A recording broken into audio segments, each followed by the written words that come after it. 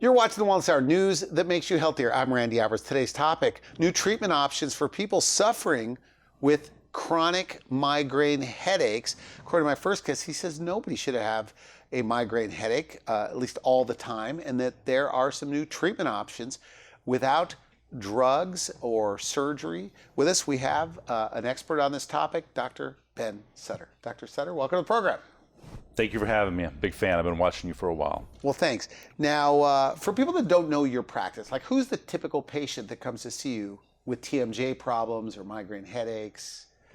Who is that? Sure. There's generally probably 2 or 3 categories of patients that come in looking for help.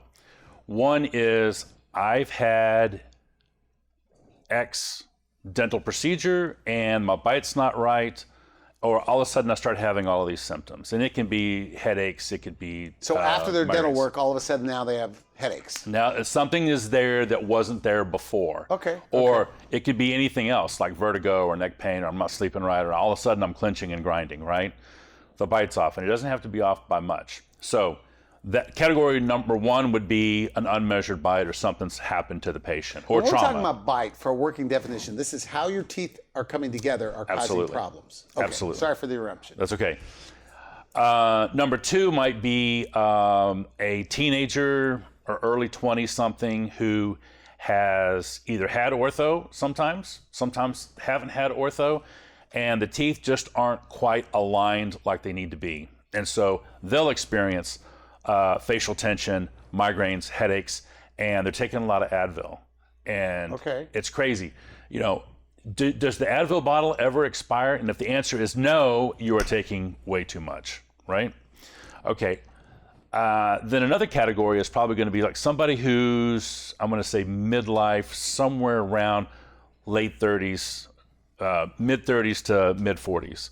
And they have probably, had something done in the mouth and didn't really pay attention to it, or it was subclinical. And what I mean by that is, it just kind of was, it had to settle in, it wasn't quite right, and then all of a sudden I woke up and my face hurts, or I wake up clenching, or I wake up grinding, and I'm miserable because my neck's hurting.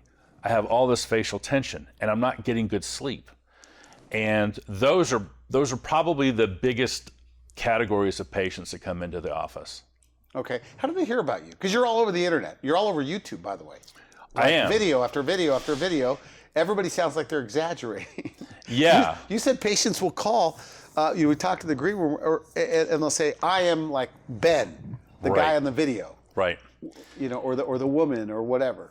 Yeah, and the purpose of those videos is to let patients know that there are options, because some of the things that they're diagnosed with are really nasty, like trigeminal neuralgia, Meniere's disease, migraines. These can be life-altering diagnoses. So what is the trigeminal neuralgia? Trigeminal neuralgia is electrical shocks in the face, and it usually affects one side and not the other. And so quite literally, shocks that are electric or stabbing in nature. Like all of a sudden it's pain. Yeah, just randomly. And that's the way the teeth are coming together are causing that. Absolutely, it can be. Do you fix that? Have you fixed it before? Oh yeah. All the time. A lot of the videos that you're talking about on YouTube reference people with TN, which is short for trigeminal neuralgia. So yeah, we've probably done, I don't know, over 100 trigeminal neuralgia patients. And the success rate is very high. And it doesn't involve surgery. It doesn't involve medications. It doesn't involve anesthesia. It doesn't involve Botox or splints. And it's correcting the bite from a functional standpoint, and then giving the patient time to heal. Functional standpoint means what? Yeah, like functional standpoint. Taking the muscles into consideration? Absolutely, absolutely. Joints, muscle, range of motion, how the teeth come together, even mastication, how you chew your food. All of those things can contribute to the problem, right? And so you have to have some kind of biometrics or technology that reveals what's going on. It actually paints a picture, right? And as the dentist, you connect the dots and look at what's going on with the patient. You say, you know what? Instead of just doing what everybody else does, which is, let's use the data to treat the patient. Correct me if I'm wrong. The way dentists typically treat people with migraine headaches or bite problems where their teeth come together is with appliance therapy. They make a custom-made orthotic, and you're not doing that 100% of the time. No, I don't. Very rarely do it. Okay. In a year, I might make 2 or 3, if they're not a candidate for And DTI. you've done it that way in the past, in the old days. Did it for years. And the way you're doing it, and we'll get into that in a few minutes, but the way you're doing it is dramatically different. It's a philosophical difference in how you approach it. It is. Okay.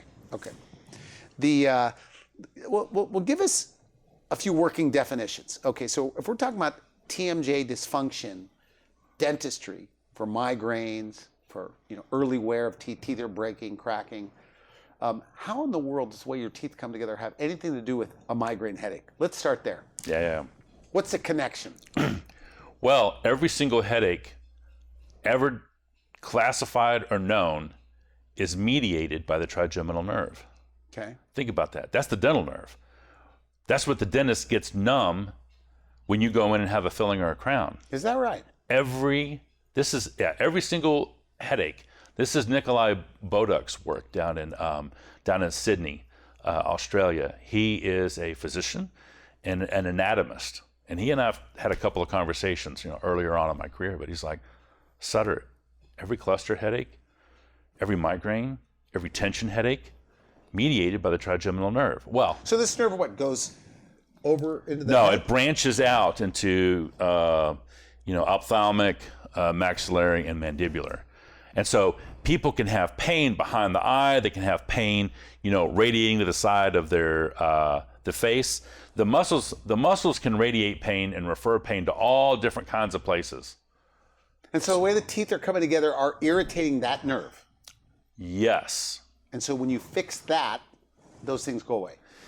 Is that a simplified version? In a simplified version, okay. Yeah, that's what's going on. So again, imagine this is something that I think everybody can, an analogy people can get behind.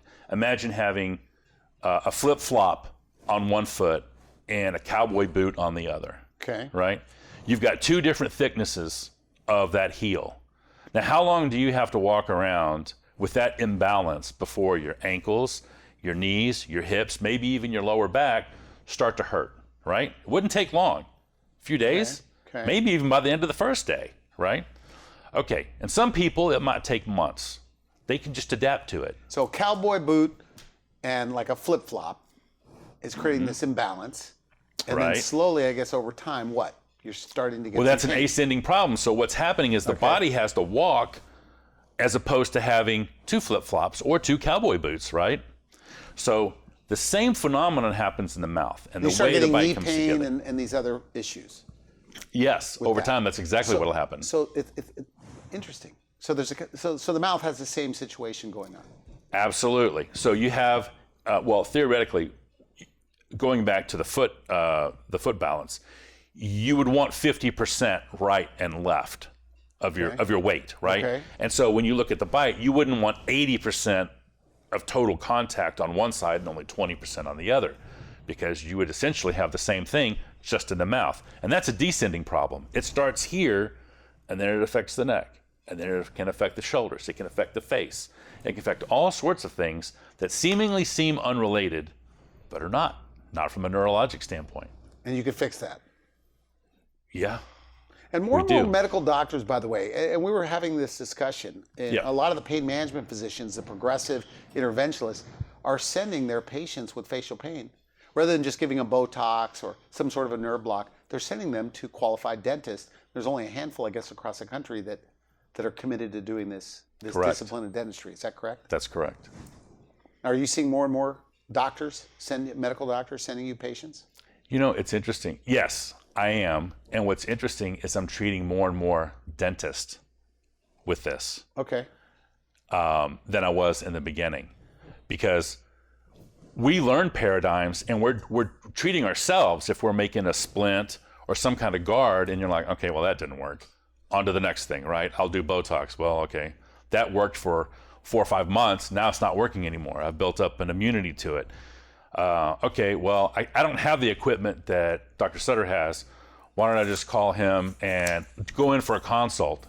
And then when you show him on the screen, yeah, this is what the problem is, and you correct it, it's funny because sometimes when they start experiencing, they're like, okay, I got to start paying attention to this. So when you say show them on the screen, so your digital technology, this computer technology, what you put on their face, and then it reads how their teeth come together, or the forces come together, how in balance, out of balance they are on a screen. Yeah, and it's very user friendly. The interface is not like looking at an X-ray when a dentist says you need a root canal. See this abscess here, and you don't know what you're looking at. It's just a sea of like black and white. But this is something. It's got colors. It's got the height of the pixels, and all of these things. This interface has numbers and data, and so a lot of times patients were like, "This makes total sense to me," or I have a big monitor in my treatment room where we do this therapy, and they'll be sitting there tapping their teeth, and they're like, I can feel exactly what that's saying. And now all of a sudden, the dentist and the patient are talking the same language, right?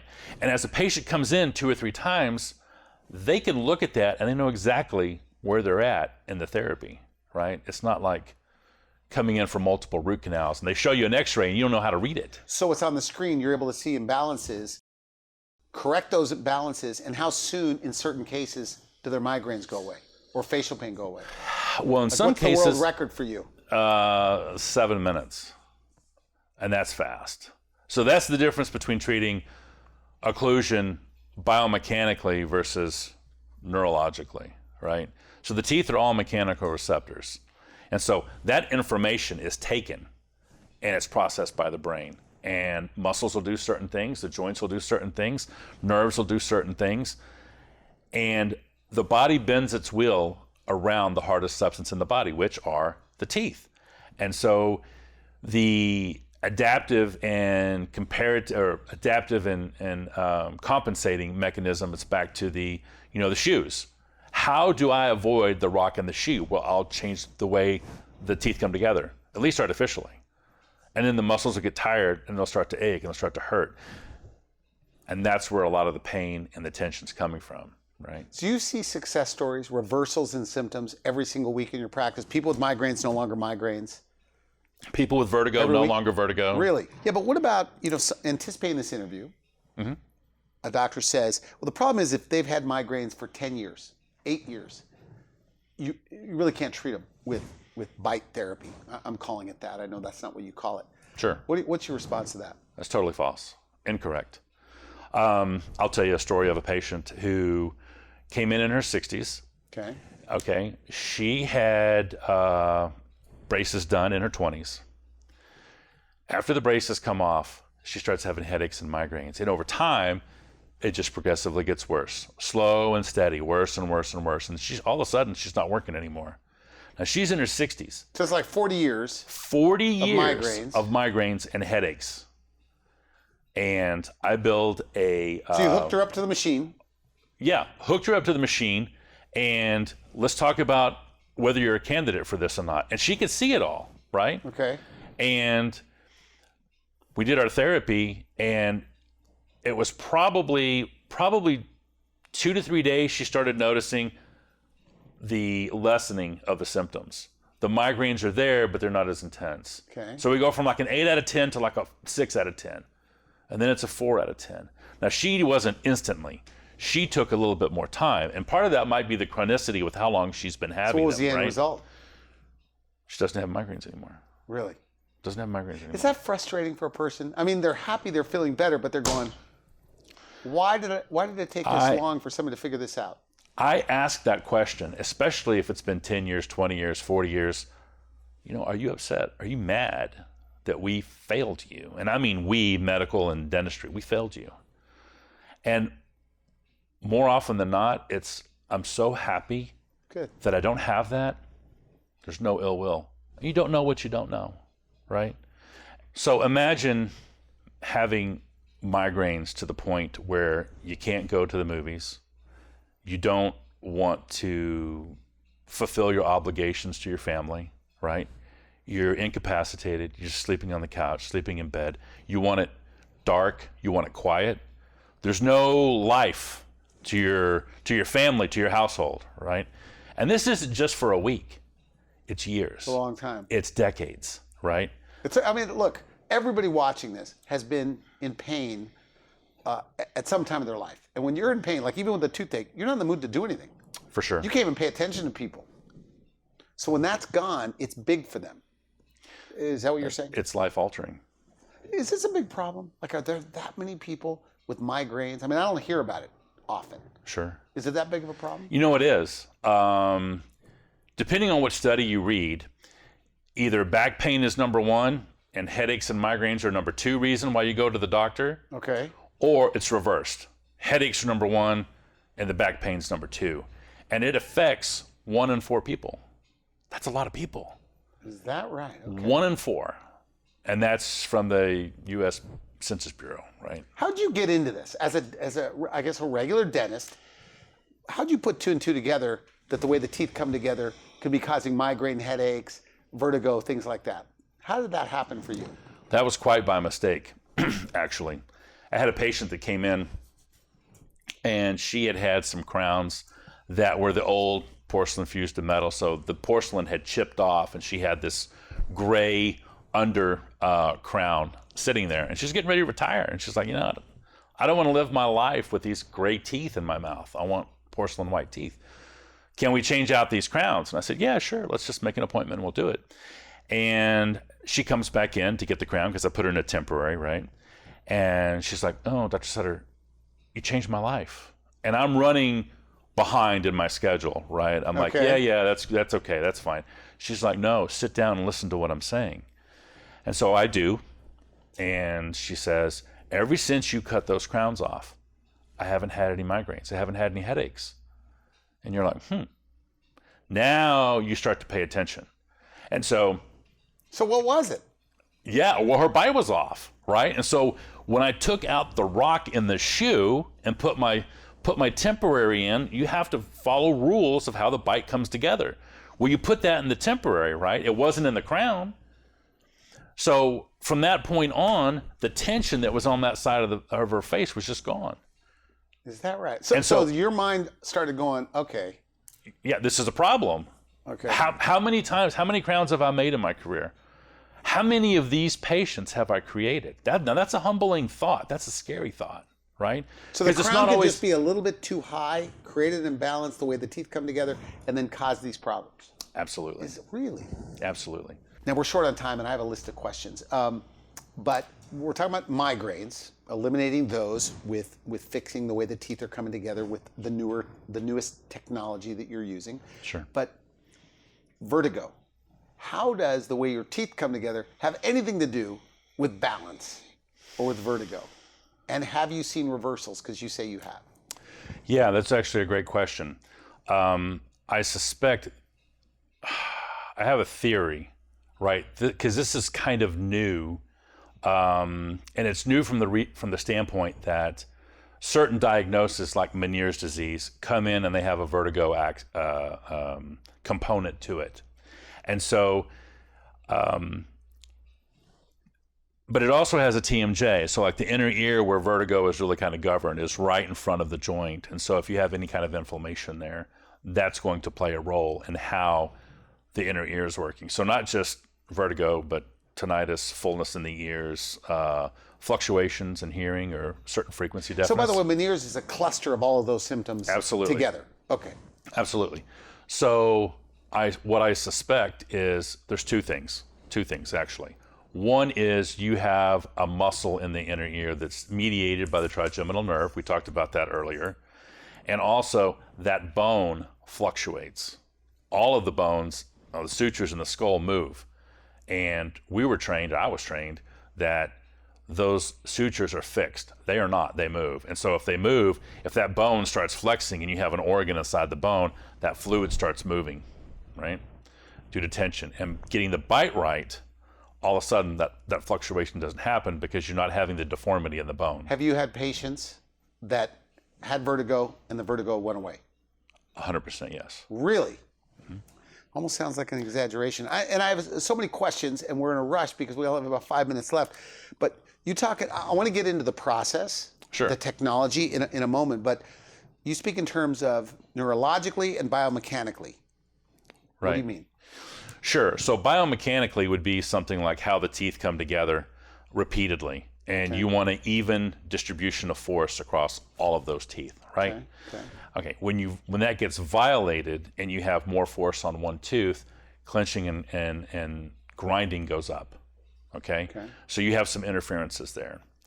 And those nerves in the teeth talk to the brain. And it's a peripheral nerve that has no synapse before going into the central nervous system. Now, what does that mean? That means, well, when you have touch or even vibration, these nerves synapse as they're going up. The teeth don't do that. Okay. It's a direct conduit right to the brain, and it makes you want to clench more. And that's why when you correct the bite, you see on the videos, we're measuring muscles of the face. You can actually see, almost like a light switch, when those muscles relax. That's the reason why we watch what the muscles are doing, right? And so that's the reason why. Now we're short on time, so I want to know the process. Somebody goes to you, okay, they have migraine headaches, facial pain, they think they've tried everything, maybe they're living on Advil or whatever, maybe they even have vertigo. How do you diagnose them? And give me the treatment, if you could sum that up in about 3 or 4 minutes. Yeah, I'm glad you asked. There's 3 main components of doing this therapy. One is you're going to come in and I'm going to see if you're a candidate for what we do, and I'm going to check you on the computer. Okay, so I'm going to have you bite into the computer, and then we'll see if there's a reason why you're having these problems. Step 2 is the therapy. We're going to take pictures, we're going to take x-rays of your joints. I'm also going to hook you up with some leads to see what's going on with your muscles in your face. I'm also going to use the bite computer in conjunction with each other. And then I'm going to make a revision. Then I'm going to measure again. Then I'm going to make a revision. So I'm always measuring as we're adjusting the bite so we don't lose it. The third component is it's not enough just to do that treatment one and done, because the muscles are going to relax. You have to allow the patient to heal. You bring them back in 3, 4, 6 weeks, and you're checking that bite again, because as the muscles heal, they're not behaving the way they used to when they were inflamed and swollen and painful. So you have to make micro corrections. Most of the work is done the first visit, but we need some follow-up visits just to fine-tune this thing and just let the patient heal. Yeah. Are there certain people that are one and done after the first visit? They're going, oh my goodness, my migraines are gone. Yeah, that's crazy.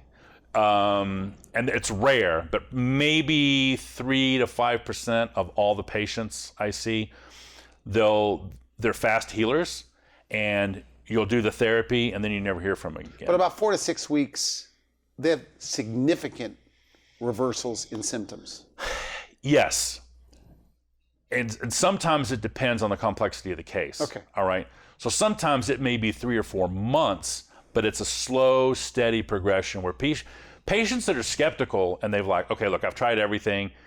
Is this placebo effect? Is he really doing anything for me? And so I've only had like a month, but I may have periods of time where I feel better anyway without doing any therapy. So they need longer periods of time to make sure that this is legit. And this can last for how long?